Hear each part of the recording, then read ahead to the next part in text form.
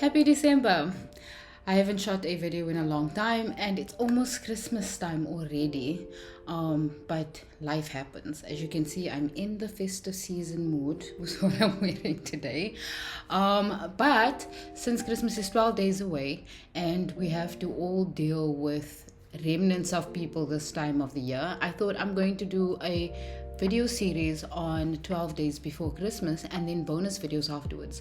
So you're going to want to listen to the entire video because I'm going to be giving away a little bit of a few gifts. If you don't know yet, I've released my book over here, which you have an opportunity to be one of 5 people to win if you comment, share, and just engage with me on the topics we're going to be talking about. But this video, we're starting off the 12 days of Christmas talking about setting boundaries with toxic family members. So here's the thing. Toxic people thrive on control and emotional manipulation. And the festive season gives them more opportunities to push boundaries. But let me tell you something important. You're not obliged to sacrifice your peace for the sake of the holidays. Boundaries aren't about being mean or selfish. They're about protecting your emotional and mental well-being, so you can actually enjoy this time of the year. So how do you set boundaries with toxic people this season? Let me walk you through it. Step 1. Reflect on your limits.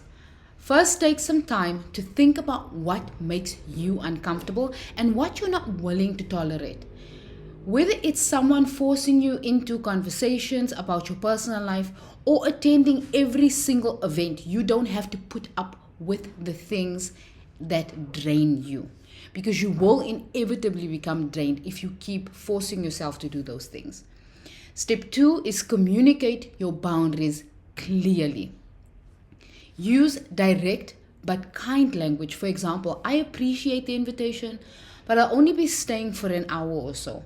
Or I'd prefer not to discuss that topic right now. Simple, polite, and effective. Step 3, anticipate pushback. Let's be real. Some people will try to argue, guilt trip, and push back. Toxic people don't like boundaries and have zero ability to even understand why they are important. Have a response ready, like this is what works best for me, and I hope you can respect that. You don't need to over-explain or justify your choices. Step 4, limit your exposure. If a situation is too overwhelming, leave early or decline the invite altogether. You don't have to feel guilty if you're not willing to go. Remember, protecting your peace is more important than keeping the peace with toxic people.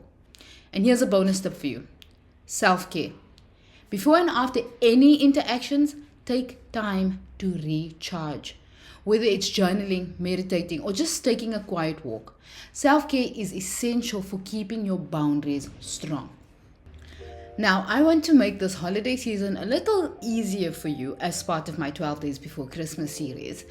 I'm giving away free resources every day leading up to Christmas, like I said before. So today I'm gifting you a free copy of my ebook, Am I in a Healthy Relationship? This guide is packed with insights to help you identify toxic behaviors and take your first step toward healing. To grab your free copy, just click on the link in the description below. And like I said to you before, I'm giving away 5 copies of my book, the ebook version, Witness Me. And the easiest way to enter is watch, comment, and share each video. Share your biggest takeaways from every video and subscribe to the channel. That is all you have to do. It's that simple. I'll see you tomorrow for another video on how to prepare in these 12 days before Christmas.